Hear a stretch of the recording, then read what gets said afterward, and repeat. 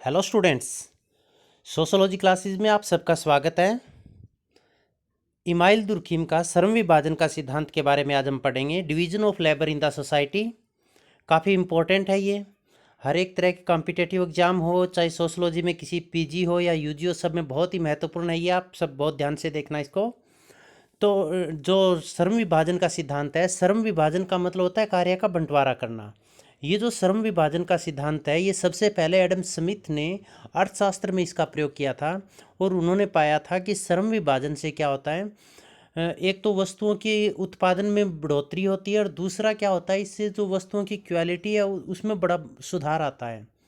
तो उनसे प्रभावित होकर इमाइल दुर्खिम ने इस सिद्धांत को समाजशास्त्र में लागू किया। और इमाइल दुर्खिम ने एडम स्मिथ से प्रभावित होकर एक पुस्तक लिखी, the division of labour in the society, 1893 में। उस पुस्तक में उन्होंने श्रम विभाजन के सिद्धांत का वर्णन किया, और उन्होंने बताया उस पुस्तक में कि श्रम विभाजन है उसका मुख्य परिणाम क्या रहेगा समाज के अंदर, वो रहेगा सामाजिक एकता स्थापित होगी।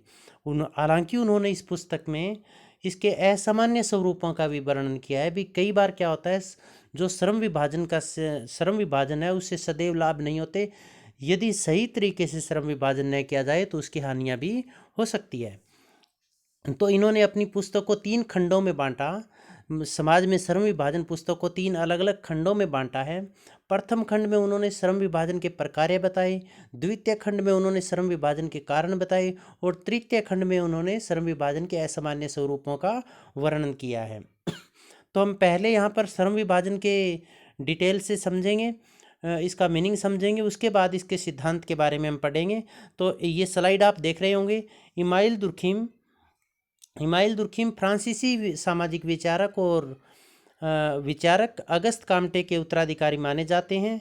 काम्टे के समान ही दुर्खिम भी प्रत्यक्षवादी थे, मतलब वो भी विज्ञान, सोशियोलॉजी को विज्ञान बनाना चाहते थे। वे समाजशास्त्र को विज्ञान की श्रेणी में लाना चाहते थे। इसीलिए उन्होंने धर्म से दूर रहकर वैज्ञानिक पद्धति को अपने अध्ययन का आधार बनाया। दुर्खिम ने 4 महत्वपूर्ण पुस्तकें लिखी: समाज में श्रम विभाजन, आत्महत्या, the rules of sociological methods and the elementary form of religious life के माध्यम से समाजशास्त्र के विकास में अपना महत्वपूर्ण योगदान दिया। समाजशास्त्र में श्रम विभाजन सिद्धांत का सर्वप्रथम प्रयोग दुर्खिम द्वारा अपनी प्रसिद्ध पुस्तक division of labour in the society 1893 में किया गया। 1933 में इस पुस्तक का अंग्रेजी में अनुवाद किया गया। श्रम विभाजन सिद्धांत का सबसे पहले प्रयोग अर्थशास्त्र के जनक एडम स्मिथ ने किया था। एडम स्मिथ ने श्रम विभाजन को आर्थिक घटना के रूप में देखते हुए इसके 2 प्रमुख परिणाम बताए: उत्पादन में वृद्धि और उत्पादित वस्तुओं की क्वालिटी में सुधार। इसी से प्रभावित होकर दुर्खिम ने समाज में श्रम विभाजन पुस्तक 1893 में लिखी, और इसी पुस्तक में दुर्खिम ने श्रम विभाजन सिद्धांत का वर्णन किया। दुर्खिम ने श्रम विभाजन को एक सामाजिक तथ्य के रूप में उन्होंने देखा, और इसका प्रमुख परिणाम सामाजिक एकता को बनाए रखना माना। इसी पुस्तक में उन्होंने यांत्रिक एकता और स्वाभाविक एकता का वर्णन किया। इसके बारे में हम आपको थोड़ी देर में डिटेल से समझाएंगे।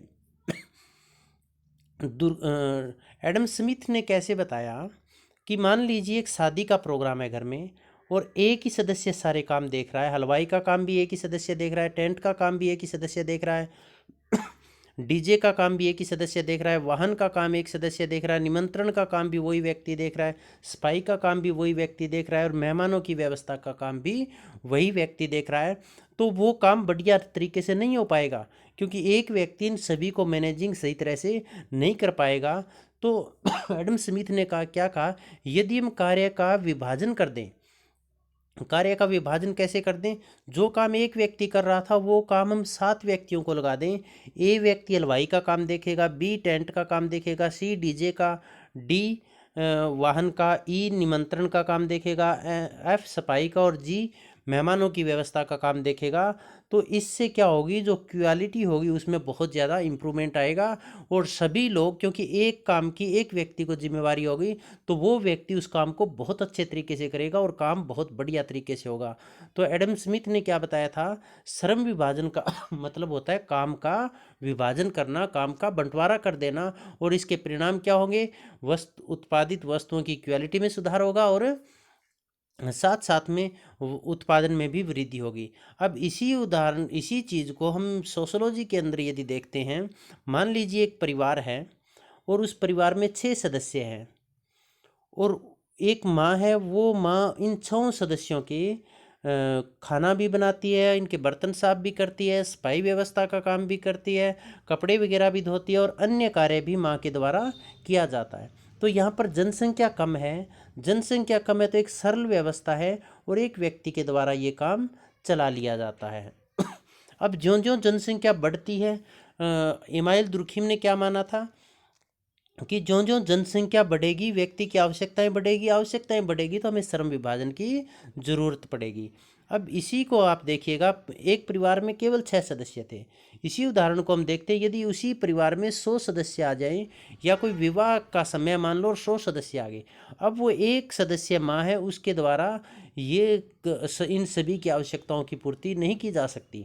फिर क्या ज़रूरत पड़ेगी? कार्य के विभाजन की जरूरत पड़ेगी, श्रम विभाजन की जरूरत पड़ेगी। एक व्यक्ति को भोजन के काम के लिए लगाया जाएगा, भोजन पकाने वाला अलग किया जाएगा, बर्तन साफ करने वाला अलग किया जाएगा, सफाई वाला अलग किया जाएगा, धोबी अलग किया जाएगा, बाहरी कामों के लिए अलग किया जाएगा। इसका मतलब क्या होगा, जो काम परिवार में एक ही सदस्य के द्वारा किए जा रहे थे, अब उन कामों के लिए कई व्यक्ति लगाने पड़ेंगे, क्योंकि संख्या ज़्यादा हो गई, जनसंख्या बढ़ गई, और जनसंख्या बढ़ गई तो उनकी आवश्यकताएं बढ़ गई तो श्रम विभाजन आवश्यक हो गया है। तो ये इमाइल दुर्खिम ने समझाया था। ये सरल समाज हम मान सकते हैं, इसको जटिल समाज मान सकते हैं। सरल समाज में श्रम विभाजन की आवश्यकता नहीं थी, क्योंकि जनसंख्या कम थी, जनसंख्या घनत्व कम था। परंतु ज्यों ज्यों जनसंख्या बढ़ती गई, आवश्यकताएं बढ़ती गई और बढ़ी हुई आवश्यकताओं के लिए अधिक उत्पादन की जरूरत पड़ने लगी, और अधिक उत्पादन की जरूरत पड़ने लगी तो हमें श्रम विभाजन की आवश्यकता पड़ी। अब इमाइल दुर्खिम का जब हम जिक्र करते हैं तो उन्होंने समाज को 2 भागों में बांटा था, सरल समाज और जटिल समाज। आदिम समाज है, उसको उन्होंने सरल समाज माना।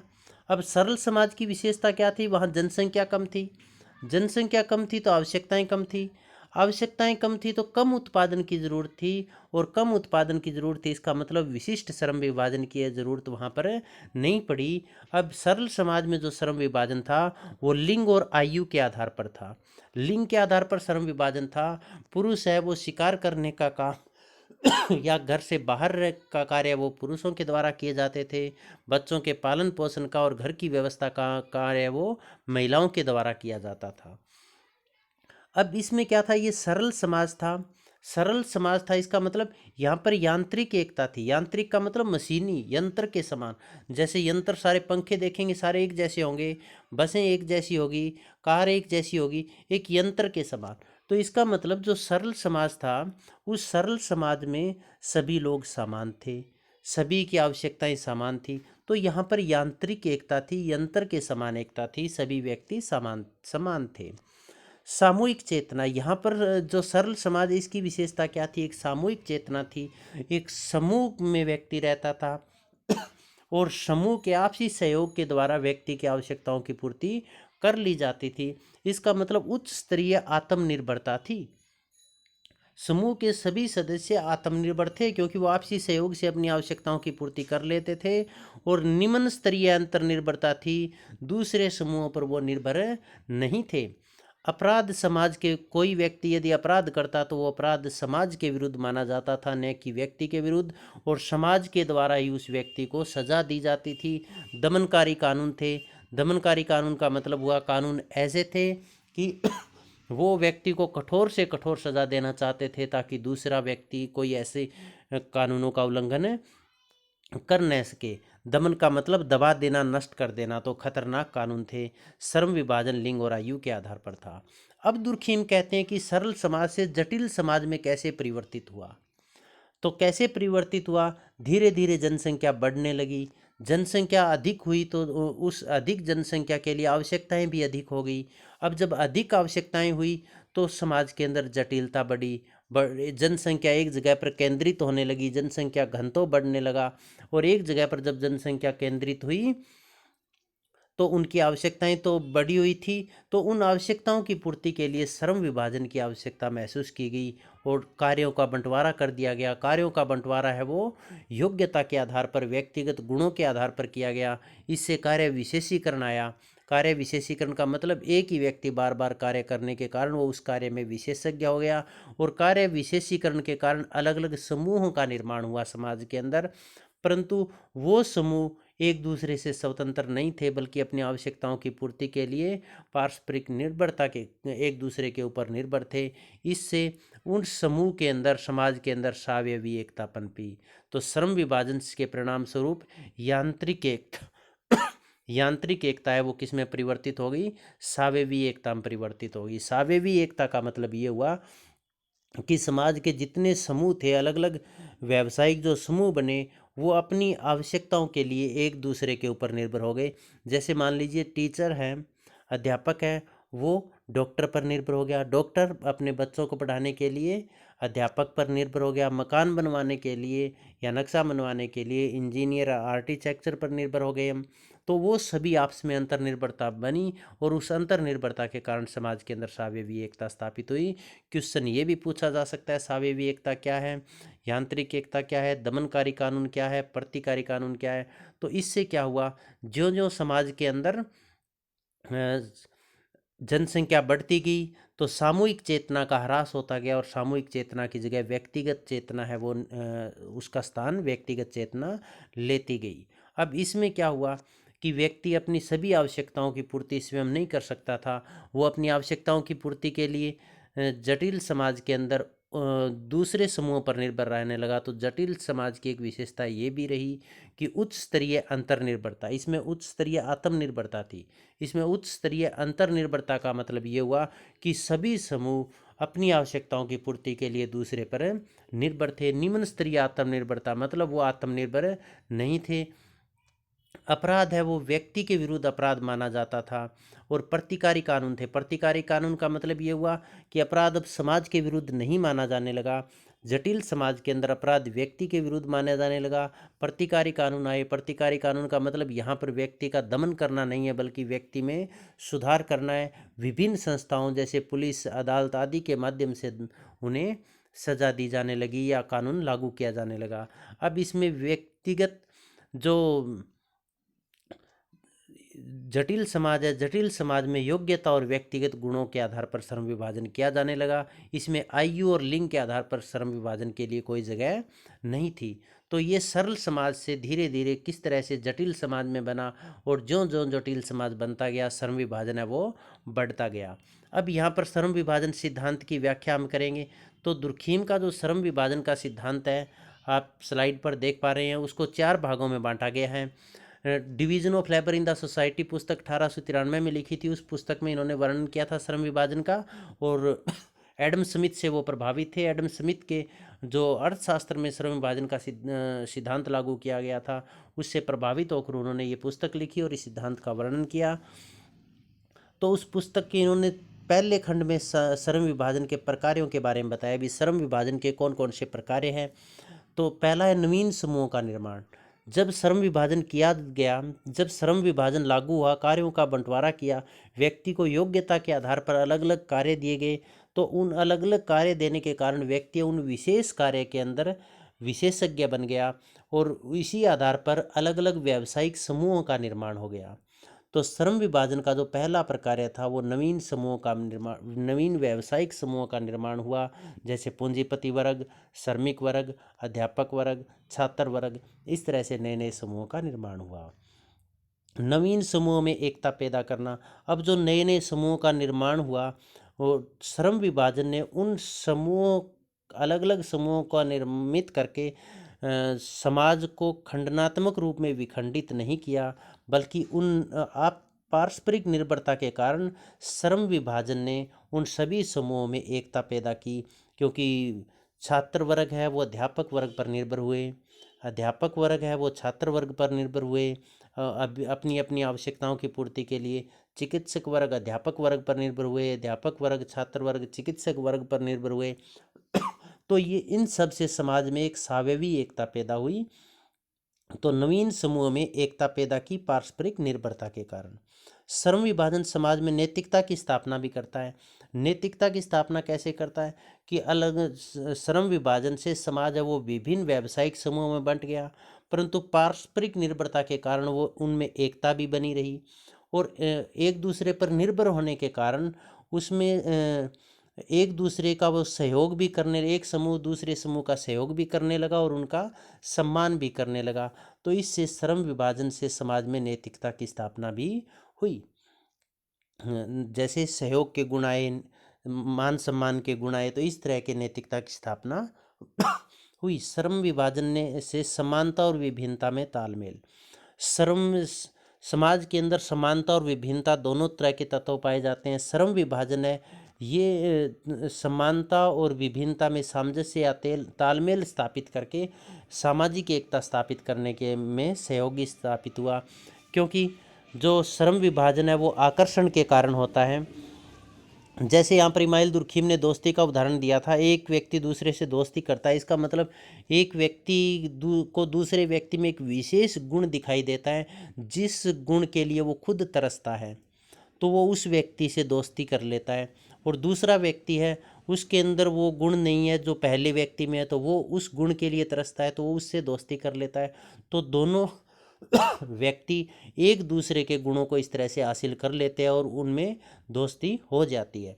मतलब विभिन्नता होते हुए वो दोनों में समानता या एकता या तालमेल स्थापित हो जाता है। वैवाहिक पति और पत्नी, स्त्री पुरुष दोनों की अलग अलग आवश्यकताएं हैं, अपनी विभिन्नता होने के बावजूद भी वो दोनों एक हो जाते हैं। तो ये जो कार्य हैं, ये जो एकता स्थापित होती है, ये श्रम विभाजन के कारण होती है। तो श्रम विभाजन के प्रकारों में नवीन समूह का निर्माण, समूह में एकता पैदा करना और समाज में नैतिकता की स्थापना करना, और श्रम विभाजन से समाज में विभिन्नता, समानता और विभिन्नता में तालमेल भी बनता है। तो ये प्रकारें बताए हैं दुर्खीम ने श्रम विभाजन के। अब श्रम विभाजन के कारणों का हम जिक्र करते हैं, तो दुर्खीम ने श्रम विभाजन के 2 कारण बताए हैं, प्राथमिक कारण और द्वितीय कारण। जो प्राइमरी कॉजेज उसने बताए हैं, इनमें उन्होंने पहला कारण जनसंख्या वृद्धि को लिया है। इमाइल दुर्खीम ने माना है कि जनसंख्या वृद्धि ही श्रम विभाजन का कारण है। जनसंख्या में वृद्धि 2 तरह से होती है, एक आकार में वृद्धि और एक घनत्व में वृद्धि। और चाहे आकार में वृद्धि हो, चाहे जनसंख्या के घनत्व में वृद्धि हो, दोनों के कारण ही श्रम विभाजन होता है। क्योंकि जब जनसंख्या के आकार में वृद्धि होती है तो घनत्व में वृद्धि होती है। जब जनसंख्या के घनत्व में वृद्धि होती है तो आवश्यकताएं बढ़ती है। आवश्यकताएं बढ़ती है तो उन बढ़ी हुई आवश्यकताओं के लिए अधिक उत्पादन की ज़रूरत पड़ती है, और जब अधिक उत्पादन की ज़रूरत पड़ती है तो कार्यों का बंटवारा किया जाता है।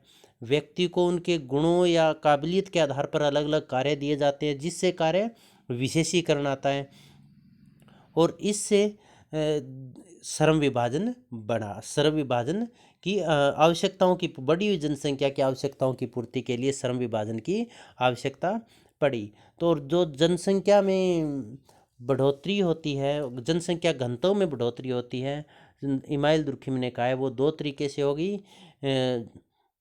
या तो नैतिक भौतिक घनत्व में बढ़ोतरी होगी और नैतिक घनत्व में। भौतिक घनत्व में इन्होंने माना है कि विशेष जगह पर जब जनसंख्या शारीरिक रूप से लोग इकट्ठे होते हैं तो वो भौतिक घनत्व कहलाता है, भौतिक घनत्व में वृद्धि कहलाता है। इससे क्या होते हैं, नगर बनेंगे, महानगर बनेंगे, शहर बनेंगे। लेकिन ज्यों ज्यों भौतिक घनत्व में बढ़ोतरी होती है, नैतिक घनत्व में भी बढ़ोतरी होती जाती है। नैतिक घनत्व का मतलब हुआ उनके आपस में जटिलता में वृद्धि होती है, और जब जटिलता में वृद्धि होती है तो व्यक्ति अपने विकास और अस्तित्व के लिए संघर्ष करता है, और जब व्यक्ति और अपने विकास के लिए संघर्ष करता है तो श्रम विभाजन अनिवार्य हो जाता है। तो प्राथमिक कारण है वो जनसंख्या वृद्धि। द्वितीय कारण में इन्होंने माना है, पहला सामूहिक चेतना का ह्रास। सरल समाज की विशेषता सामूहिक चेतना थी, क्योंकि एक समूह के अंदर व्यक्ति अपनी आवश्यकताओं की पूर्ति कर लेता था आपसी सहयोग के माध्यम से। अब जब जनसंख्या बढ़ी तो धीरे धीरे सरल समाज जटिलता में बदलता गया, और जो सामूहिक चेतना थी वो व्यक्तिगत चेतना में बदलती गई, और सामूहिक चेतना जो जो सामूहिक चेतना का ह्रास हुआ, श्रम विभाजन उसी अनुपात में बढ़ता गया। तो जिस समाज के अंदर सामूहिक चेतना जितनी अधिक तीव्र होगी, श्रम विभाजन उतना कम होगा, और सामूहिक चेतना जितनी कम होगी श्रम विभाजन उतना ही अधिक होगा। दूसरा कारण इन्होंने माना, द्वितीय कारण का दूसरा जो भाग इन्होंने माना, पैतृकता का ह्रास। पहले क्या था, जो व्यवसाय पैतृक आधार पर चयनित जो किए जाते थे, जो पिता के द्वारा काम किया जाता था वही काम पुत्र के द्वारा किया जाता था। तो इसमें कार्य विशेषीकरण नहीं था, क्योंकि व्यक्ति अपनी योग्यता या फिर काबिलियत के आधार पर, रुचि के आधार पर व्यवसाय चयन नहीं कर सकते थे। तो पैतृकता है वो सामाजिक परिवर्तन में बाधा थी।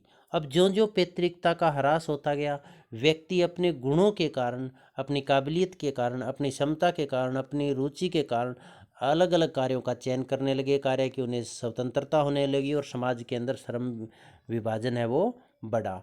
तो ये दो कारण श्रम विभाजन के बताए गए, प्राथमिक कारण और द्वितीय कारण। इसके बाद तीसरा इसके भाग है, ये जो समाज में श्रम विभाजन पुस्तक लिखी थी, श्रम विभाजन के कारण, इस पुस्तक के दूसरे खंडों में इसका वर्णन किया गया था। श्रम विभाजन के परिणाम, सामाजिक परिणाम क्या रहे, समाज के अंदर क्या क्या परिवर्तन आए। तो पहली है सावयवी एकता। इसका मतलब श्रम विभाजन से समाज है वो भी विभिन्न अलग अलग भाग समूह में बंट गया, और पारस्परिक निर्भरता के कारण वो समूह एक दूसरे पर निर्भर होने के कारण समाज के अंदर एकता स्थापित भी हुई, जिसे सावयवी एकता कहा गया। श्रम का विशेषीकरण, श्रम विभाजन से एक व्यक्ति को उसके काबिलियत, गुणों, रुचि के अनुसार एक विशेष काम सौंपा गया, और निरंतर वही कार्य करने के कारण उस कार्य में व्यक्ति विशेषज्ञ हो जाता है, और इसे श्रम का विशेषीकरण हुआ। व्यक्तिवादिता की का विकास, श्रम विभाजन के कारण सामुदायिकता की जो भावना थी उसका धीरे धीरे ह्रास होता गया, उनमें कमी आती गई, और उसकी जगह पर स्थान है वो व्यक्तिगत चेतना या व्यक्तिवादिता ने ले लिया, और अब व्यक्तिगत गुणों का और व्यक्तिगत जो काबिलियत है उसका महत्व बढ़ गया। नवीन समूह की उत्पत्ति और आत्मनिर्भरता, श्रम विभाजन के कारण कार्य जो है वो अलग अलग लोगों में बांटा गया, जिसके कारण नए नए जो व्यावसायिक समूह है वो पैदा हुए, नए नए व्यावसायिक समूह की उत्पत्ति हुई, और वो अपनी आवश्यकताओं की पूर्ति के लिए पारस्परिक रूप से एक दूसरे पर अंतर्निर्भर भी रहे, तो उनमें अंतर्निर्भरता भी बढ़ी। नए समूहों का निर्माण हुआ, और उसमें आवश्यकताओं की पूर्ति के लिए अंतर्निर्भरता भी बढ़ी, जिससे सामाजिक एकता में योगदान मिला। सामाजिक प्रगति, श्रम विभाजन से समाज की प्रगति भी हुई, क्योंकि इसमें एक व्यक्ति निरंतर एक ही कार्य करता रहता है, और जब एक व्यक्ति निरंतर एक ही कार्य करता है तो इसका उस क्षेत्र के अंदर नए नए आविष्कारों की संभावना बढ़ जाती है, जिससे समाज के अंदर प्रगति भी होती है। सभ्यता का विकास, श्रम विभाजन में सामाजिक जटिलता बढ़ती है और जनसंख्या बढ़ती है। उन बढ़ी हुई जनसंख्या की आवश्यकताओं की पूर्ति के लिए श्रम विभाजन किया जाता है। इसमें व्यक्ति उन आवश्यकताओं की पूर्ति के लिए अपनी क्षमता का, अपनी काबिलियत का अधिकतम प्रयोग करता है, जिससे समाज को लाभ होता है और सभ्यता का विकास होता है। प्रकार्यात्मक स्वतंत्रता, श्रम विभाजन से व्यक्ति को प्रकार्यात्मक स्वतंत्रता मिली। जब जो पहले पैतृक आधार पर व्यवसाय किए जाते थे, व्यवसाय चयन की स्वतंत्रता नहीं थी, परंतु श्रम विभाजन में व्यक्ति को कार्य चयन की स्वतंत्रता मिली। वो अपनी काबिलियत के अनुसार, क्षमता के अनुसार, रुचि के अनुसार कार्य का चयन कर सकता है। प्रतिकारी कानून और नैतिक दबाव, जो सरल समाज के अंदर दमनकारी कानून थे, अपराध है वो व्यक्ति के विरुद्ध समाज के विरुद्ध माना जाता था, और जो कानून थे वो दमनकारी थे। परंतु श्रम विभाजन से अपराध है वो एक व्यक्ति के विरुद्ध माना जाता है, न कि समाज के विरुद्ध।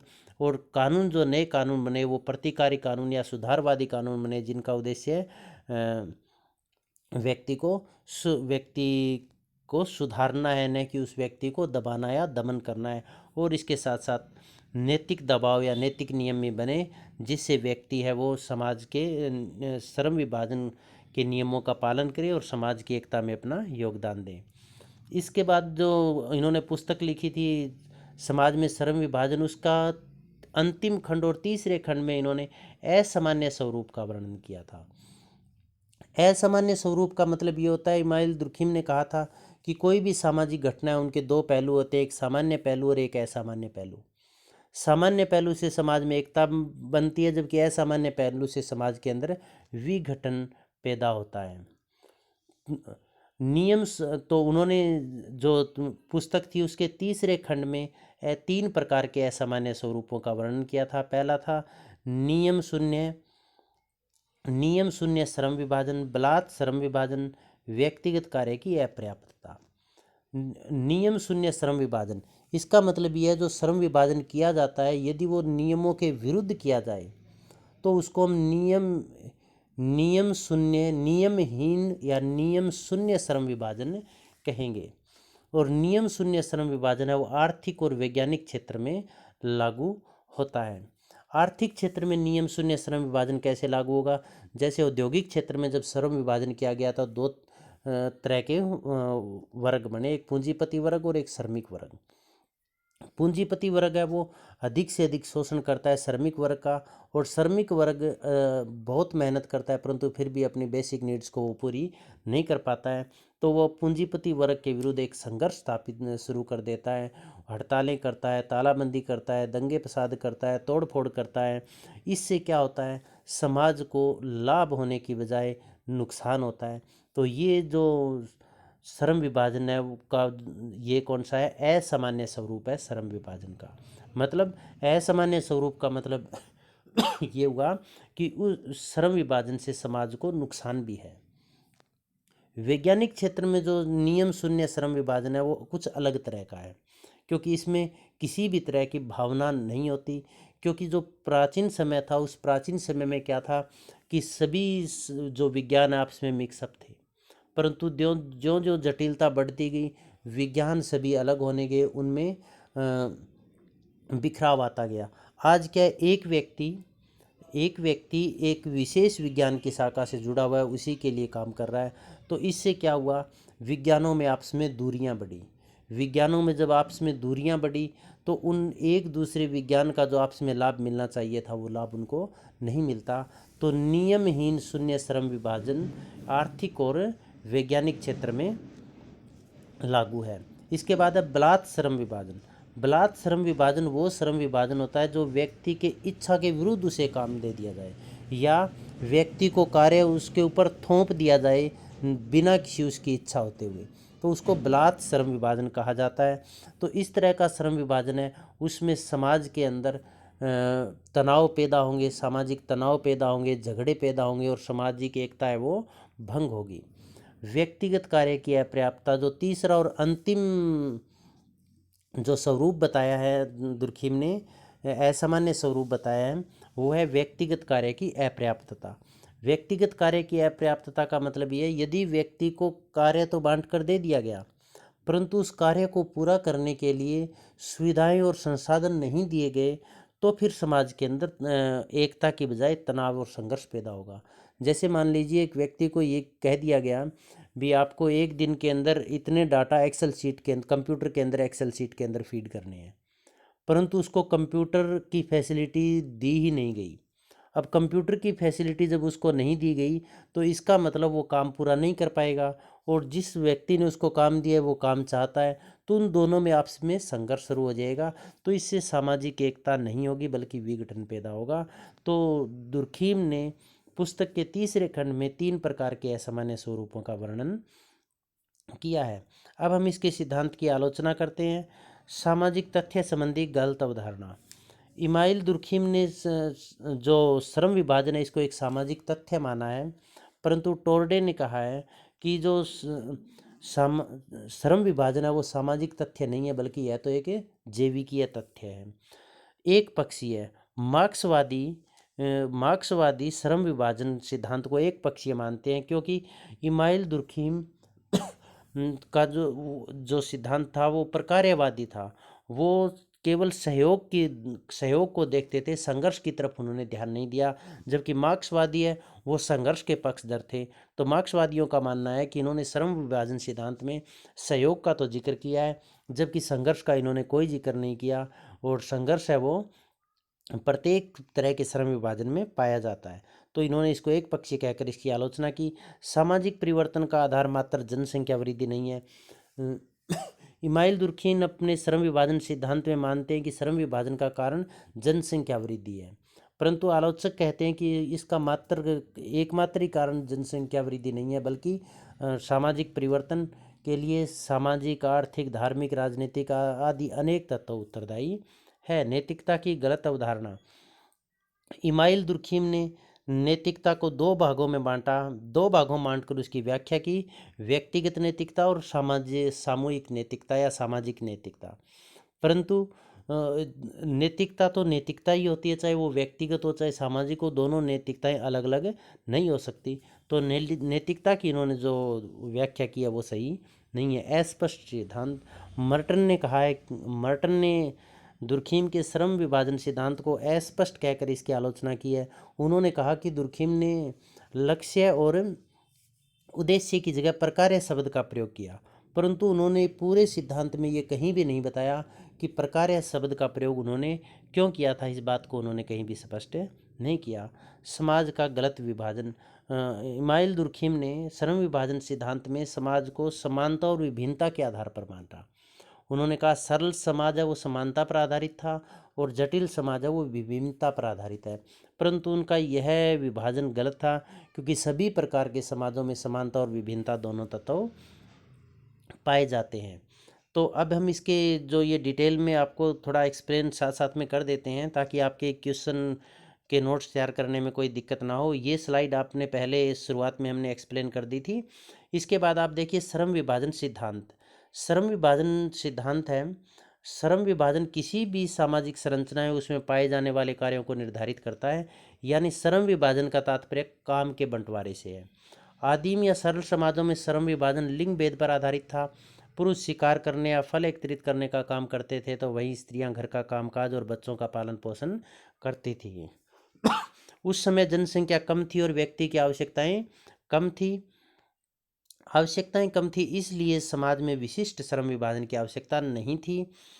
धीरे धीरे जनसंख्या वृद्धि होने से व्यक्ति की आवश्यकताओं में वृद्धि होने लगी। सरल समाज जटिल समाज और औद्योगिक समाज में बदलने लगे। इन बढ़ी हुई आवश्यकताओं की पूर्ति के लिए विशिष्ट श्रम विभाजन अनिवार्य हो गया। श्रम विभाजन के परिणाम स्वरूप विशेषीकरण आया और विशेषीकरण के कारण समाजों में सभ्यता का विकास हुआ। इस तरह श्रम विभाजन ने प्राचीन समाजों में पाई जाने वाली यांत्रिक एकता को किस में बदल दिया? सावेवी एकता में बदल दिया, जो कि हमने एक्सप्लेन किया था। दुर्खीम ने अपनी पुस्तक समाज में श्रम विभाजन को 3 खंडों में विभाजित किया। पुस्तक के प्रथम खंड में श्रम विभाजन के प्रकारों, द्वितीय खंड में श्रम विभाजन के उत्तरदायी कारणों एवं दशाओं और तृतीय खंड में श्रम विभाजन के दुष्प्रकारों या असामान्य स्वरूपों या व्याधि के स्वरूपों का वर्णन किया। अब देखिए तीनों चीज़ें एक ही है। दुष्प्रकार आ जाए तो भी आपको यही लिखना है, मतलब जो जिसका प्रभाव बुरा पड़ता हो समाज के ऊपर। असामान्य स्वरूप का मतलब ऐसे जो स्वरूप जो सामान्य नहीं है, जो समाज के लिए हितकर नहीं है। व्याधि के स्वरूप का मतलब जो समाज में व्याधि या बाधा उत्पन्न करे। तो तीनों चीज़ें एक ही चीज़ है। अब श्रम विभाजन के प्रथम इसका फर्स्ट पार्ट है वो क्या है? श्रम विभाजन के प्रकार्य। अब श्रम विभाजन के प्रकार्य, function of the division of labour. Durkheim ने अपनी पुस्तक समाज में श्रम विभाजन के प्रथम खंड में श्रम विभाजन के प्रकारों का वर्णन किया। उन्होंने श्रम विभाजन को एक सामाजिक तथ्य माना और सर्वप्रथम प्रकार्यवादी दृष्टिकोण से श्रम विभाजन के प्रकारों का वर्णन किया। इसका मतलब प्रकार्यवादी दृष्टिकोण का मतलब भी समाज में श्रम विभाजन से लाभ होंगे, एकता होगी, फायदा होगा। विस्तार पूर्वक वर्णन इस प्रकार है। नवीन समूहों का निर्माण। अब इसको आप देखिएगा, नवीन समूहों का निर्माण।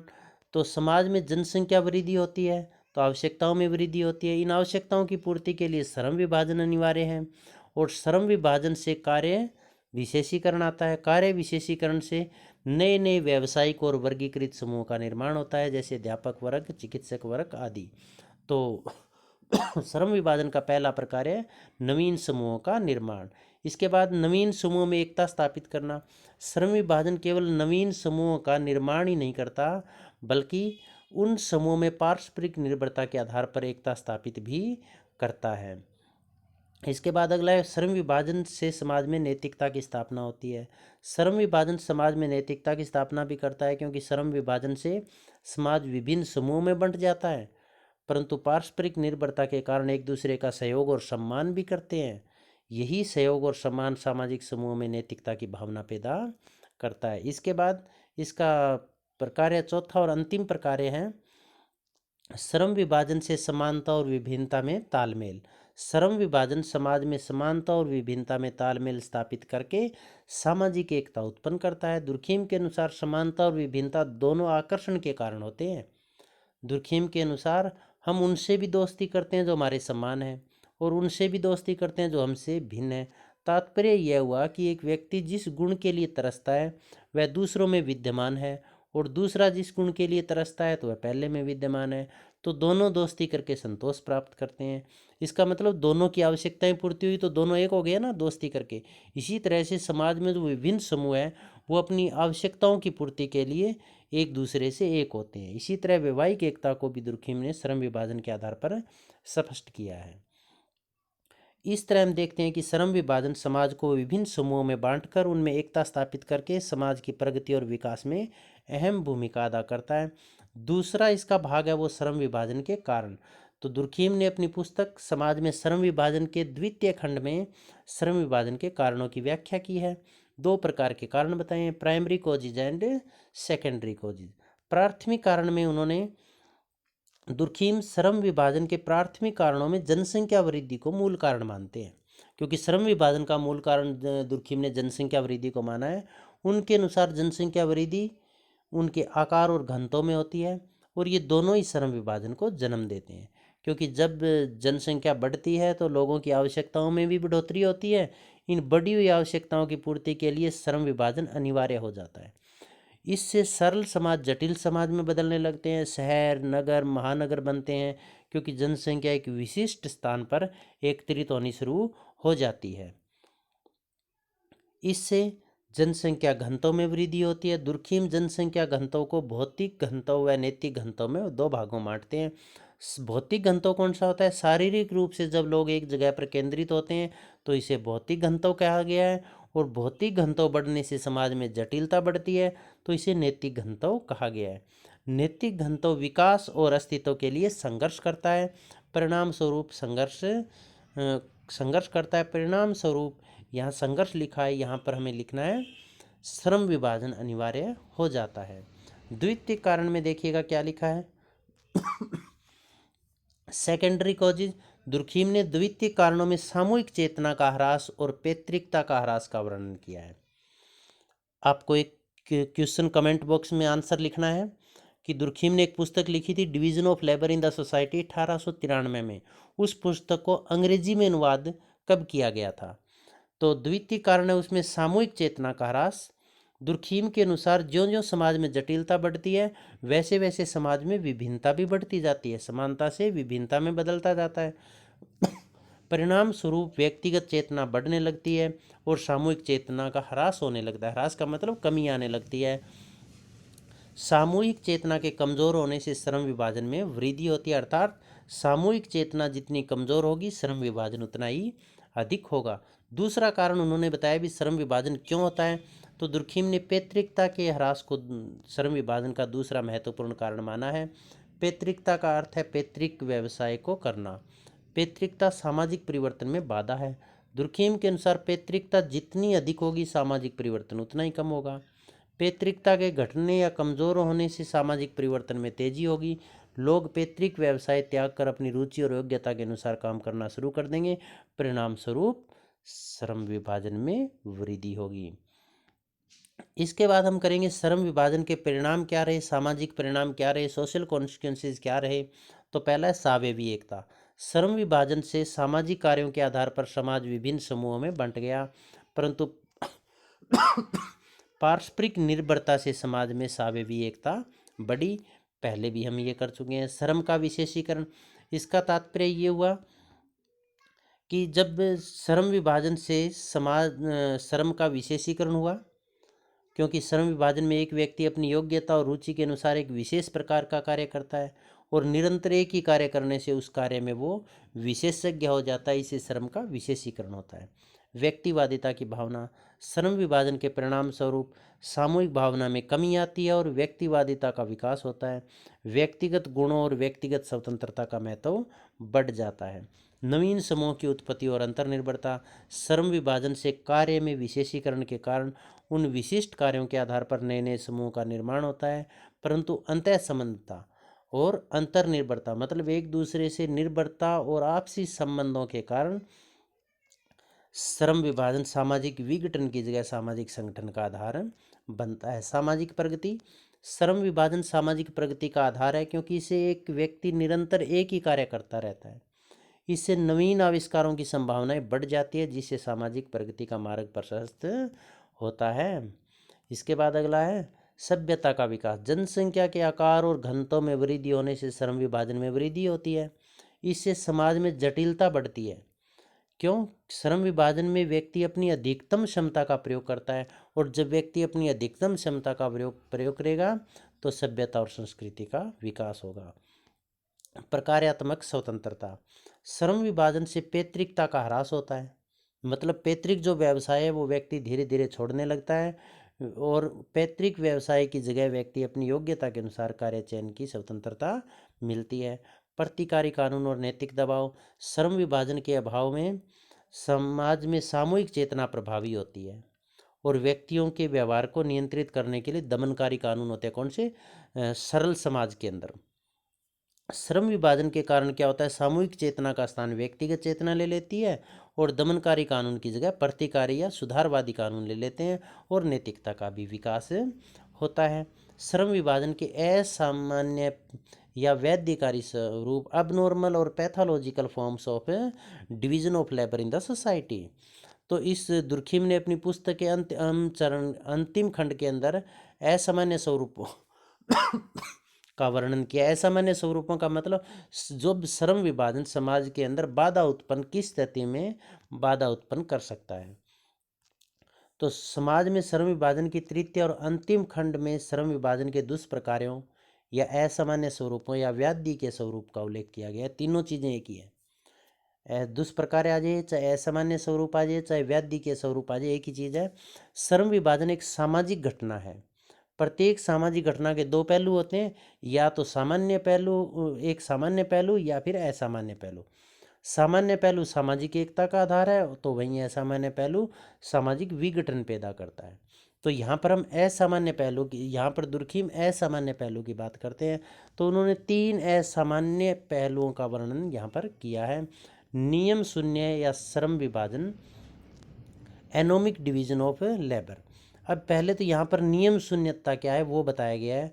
तो नियम शून्यता के बारे में आप देखिएगा यहाँ पर, जब समाज में श्रम विभाजन विभिन्न सामाजिक कार्यों में तालमेल स्थापित ना करे, मतलब ऐसा श्रम विभाजन हो जो कार्यों में आपस में तालमेल स्थापित ना करे या व्यक्ति एक दूसरे के कार्यों का सम्मान न करे, तब वह एक दूसरे के कार्यों में बाधाएं उत्पन्न करता है। दुर्खिम द्वारा वर्णित यह सामान्य स्वरूप आर्थिक और वैज्ञानिक क्षेत्र से संबंधित है। नियम शून्यता या विसंगति के बारे में दुर्खिम लिखते हैं कि नियम शून्यता का कारण स्वयं समाज ही है। नियम शून्यता का मतलब नियमों को न मानना, नियमों के विरुद्ध काम करना, नियमों को तोड़ना। क्योंकि मनुष्य एक सामाजिक प्राणी है इसलिए व्यक्ति समाज में अपनी आवश्यकताओं की पूर्ति करता है, परंतु समाज से जब उसे सहयोग नहीं मिलता और उसके कारण व्यक्ति, समाज से सहयोग नहीं मिलेगा जिससे उम्मीद थी, तो उसके कारण व्यक्ति में निराशा और विद्रोह की भावना पैदा हो जाती है और वह समाज विरोधी व्यवहार करने लगता है। इसे सामाजिक नियम, मूल्य, आदर्श टूटते हैं। इसे नियम शून्यता कहा गया है। जैसे एक उदाहरण लेते हैं, एक लड़का और लड़की आपसे मान लीजिए प्रेम करते हैं, वो शादी करना चाहते हैं। उन्हें उम्मीद है कि समाज के लोग उन्हें स्वीकार करेंगे, उनकी शादी करवा देंगे, परंतु समाज के लोग स्वीकार नहीं करते हैं तो अपने पारिवारिक या फिर जातीय नियमों को तोड़कर वो शादी करते हैं। तो इससे समाज में क्या आती है, नियम शून्यता आती है, क्योंकि उन्होंने नियमों को नहीं माना। नियमों को नहीं माना, इसके लिए जिम्मेदार कौन है? दुर्खिम कह रहे हैं इस विसंगति के लिए, इस नियम शून्यता के लिए जिम्मेदार समाज स्वयं है। जब व्यक्ति का यही व्यवहार श्रम विभाजन में घटित होता है तो श्रम विभाजन के असामान्य स्वरूप सामने आते हैं, जिसे इस प्रकार से बताया जा सकता है। असामान्य स्वरूप पहला कौन सा है? आर्थिक क्षेत्र में आदर्शहीन श्रम विभाजन, इन इकोनॉमिक फील्ड। जब औद्योगिक व्यवस्था में श्रम विभाजन होता है तो इसे विशेषीकरण आ जाता है, जो उत्पादन में लगे पूंजीपतियों और श्रमिकों के बीच संघर्ष पैदा करता है। श्रमिकों पर पूंजीपतियों के अत्याचार के कारण श्रमिक हड़ताल, प्रदर्शन, दंगे फसाद आदि विरोधी गतिविधियां करते हैं। परिणाम स्वरूप श्रम विभाजन से लाभ की बजाय हानि ही होती है। इसी को दुर्खीम ने आर्थिक क्षेत्र में आदर्शहीन या नियम शून्य श्रम विभाजन कहा है। वैज्ञानिक क्षेत्र में नियमहीन श्रम विभाजन। वैज्ञानिक क्षेत्र में नियम शून्य नियमहीन श्रम विभाजन कुछ अलग ही प्रकार का होता है। यहाँ असंतोष की भावना नहीं होती। आरंभ में सभी विज्ञान परस्पर संबंधित थे, परंतु श्रम विभाजन से इनमें विशेषीकरण आ गया। अब एक वैज्ञानिक विज्ञान की एक ही शाखा से जुड़ा, क्योंकि पहले तो जूलॉजी, बॉटनी, फिजिक्स, केमिस्ट्री ये सभी एक ही थे, परंतु ज्यों ज्यों इन सभी में विशेषीकरण आया तो ये सारे अलग अलग हो गए। और इससे क्या हुआ, परंतु श्रम विभाजन से इनमें विशेषीकरण आ गया। अब एक वैज्ञानिक विज्ञान की एक ही शाखा से जुड़ा हुआ है, इससे विज्ञानों में दूरियां बढ़ गई। एक सावयव के रूप में एकता नहीं होने से विभिन्न विज्ञानों में आपसी संबंध है वो टूट गए। बलात् श्रम विभाजन मतलब फोर्स्ड डिवीजन ऑफ लेबर। जब व्यक्ति को कार्य उसकी योग्यता, कुशलता और रुचि के अनुसार न देकर अन्य कार्य जबरदस्ती थोप दिया जाता है तो इसे बलात् श्रम विभाजन कहा जाता है। 2 नंबर के क्वेश्चन में भी पूछा जा सकता है बलात् श्रम विभाजन क्या है, तो उसमें आपको ये लिखना है। इसमें व्यक्ति से शक्ति और दबाव के आधार पर कार्य लिया जाता है, मतलब दबाव डालकर शक्ति का प्रयोग करके काम लिया जाता है। दुर्खिम के अनुसार श्रम विभाजन से एकता केवल तभी बनी रहती है जब समाज के सभी लोगों को उनकी योग्यता, कुशलता और रुचि के अनुसार काम मिले। व्यक्ति को अपनी स्वतंत्रता के अनुसार यदि काम मिलता है तो समाज में एकता रहेगी। जैसे हम एक उदाहरण ले लेते हैं, परंपरागत जाति व्यवस्था में क्या था, भारत में उच्च जातियां नहीं चाहती थी कि निम्न जाति का कोई व्यक्ति पढ़ लिख कर अपनी योग्यता के अनुसार काम करे। तो इससे क्या होता है, कोई व्यक्ति यदि पढ़ लिखा और यदि वो योग्यता के अनुसार काम करना चाहता तो उसे उच्च जाति के लोग करने नहीं देते थे। तो इससे समाज में तनाव और अनेक सामाजिक समस्याएं पैदा हुई। तो बलात् श्रम विभाजन है वो समाज के अंदर विघटन पैदा करता है, बाधा पैदा करता है। इसके बाद अगला है व्यक्तिगत कार्य की अपर्याप्तता। दुर्खिम ने इसे श्रम विभाजन का तीसरा असामान्य स्वरूप का है, क्योंकि उन्होंने 3 ही प्रकार के असामान्य स्वरूपों का वर्णन किया है। जब समाज में श्रम विभाजन में व्यक्तियों की पर्याप्त मात्रा में कार्य नहीं दे दिए जाते हैं तो ऐसी स्थिति में व्यक्ति को अपनी व्यक्तिगत क्रियाओं के लिए पर्याप्त सामग्री या साधन उपलब्ध नहीं हो पाते और समाज में अनेक प्रकार की समस्याएं उत्पन्न होने लगती है। उदाहरण के रूप में एक संगठन एक व्यक्ति को अधिक कार्य दे देता है, परंतु इन कार्यों को करने के लिए जरूरी साधन और सुविधाएं उपलब्ध नहीं कराए जाते। तो ऐसी स्थिति में संगठन में एकता की जगह संघर्ष और तनाव पैदा हो जाता है, तनाव शुरू हो जाता है, क्योंकि संगठन क्या चाहता है कि व्यक्ति काम पूरा करके दे। व्यक्ति काम पूरा करेगा कैसे, क्योंकि उसके पास साधन ही नहीं है। तो दोनों में टकराव या संघर्ष पैदा होगा। श्रम विभाजन सिद्धांत की आलोचना। यद्यपि दुर्खीम ने श्रम विभाजन सिद्धांत की बहुत विधिवत रूप से इसको प्रस्तुत किया है, फिर भी इसमें बहुत सारी कमियां हैं जिसका वर्णन इस प्रकार है। श्रम विभाजन को सामाजिक तथ्य मानना गलत है। गैनियल टोर्डे के अनुसार दुर्खीम ने श्रम विभाजन को सामाजिक तथ्य माना, जो कि गलत है, क्योंकि श्रम विभाजन सामाजिक तथ्य न होकर एक जैविकीय तथ्य है, एक पक्षीय है। मार्क्सवादियों ने दुर्खीम के श्रम विभाजन सिद्धांत को एक पक्षीय कहकर आलोचना की है। उनके अनुसार दुर्खीम अपने इस सिद्धांत में केवल एक सहयोग की बात करते हैं, जबकि श्रम विभाजन में संघर्ष भी विद्यमान होता है जिसका दुर्खीम ने कोई वर्णन नहीं किया। तो इसका सिद्धांत एक पक्षीय है। सामाजिक परिवर्तन का आधार केवल जनसंख्या वृद्धि नहीं है। दुर्खीम ने अपने सिद्धांत में श्रम विभाजन व सामाजिक परिवर्तन का आधार केवल जनसंख्या वृद्धि को माना है, जो कि सही नहीं है, क्योंकि आर्थिक, राजनीतिक, धार्मिक आदि तत्व भी सामाजिक परिवर्तन में महत्वपूर्ण भूमिका निभाते हैं। नैतिकता की गलत धारणा। दुर्खीम ने अपने श्रम विभाजन सिद्धांत में नैतिकता की व्याख्या की है, वह अनुचित है, क्योंकि दुर्खीम ने व्यक्तिगत नैतिकता और सामाजिक नैतिकता दोनों को अलग अलग बताया, जो कि ठीक नहीं है, क्योंकि नैतिकता तो नैतिकता ही है, यह व्यक्तिगत या सामाजिक अलग अलग नहीं हो सकती। अस्पष्ट सिद्धांत। मार्टन ने दुर्खीम के श्रम विभाजन सिद्धांत को अस्पष्ट कहकर इसकी आलोचना की है। उनके अनुसार इस सिद्धांत में दुर्खीम ने उद्देश्य और लक्ष्य शब्द के स्थान पर प्रकार्य शब्द का प्रयोग किया, परंतु पूरे सिद्धांत में यह कहीं भी स्पष्ट नहीं किया कि उन्होंने प्रकार्य शब्द का प्रयोग क्यों किया। बिरस्टीड के अनुसार दुर्खीम ने अपने सिद्धांत में समाज का विभाजन समानता और विभिन्नता के आधार पर किया। भी सरल समाज में समानता थी और जटिल और आधुनिक समाज में विभिन्नता है। जबकि समानता और विभिन्नता तो सभी समाजों में पाई जाती है। सरल समाजों में भी समानता विभिन्नता थी, आधुनिक समाज में भी समानता और विभिन्नता है। अब सारांश के रूप में हम देखते हैं, उपरोक्त विवेचना के आधार पर हम कह सकते हैं कि विभिन्न समाजशास्त्रियों द्वारा की गई कटु आलोचना से दुर्खीम के श्रम विभाजन सिद्धांत पर एक प्रश्न चिन्ह जरूर लग गया, परंतु फिर भी इस सिद्धांत के माध्यम से समाज के लोगों के कार्य, कानून, नैतिकता, सावेवी एकता, आपसी अंतर्निर्भरता, विशेषीकरण आदि को समझा जा सकता है। अतः आज के संदर्भ में दुर्खीम का श्रम विभाजन सिद्धांत समाजशास्त्रीय अध्ययनों में महत्वपूर्ण भूमिका रखता है। आप सबका बहुत बहुत धन्यवाद।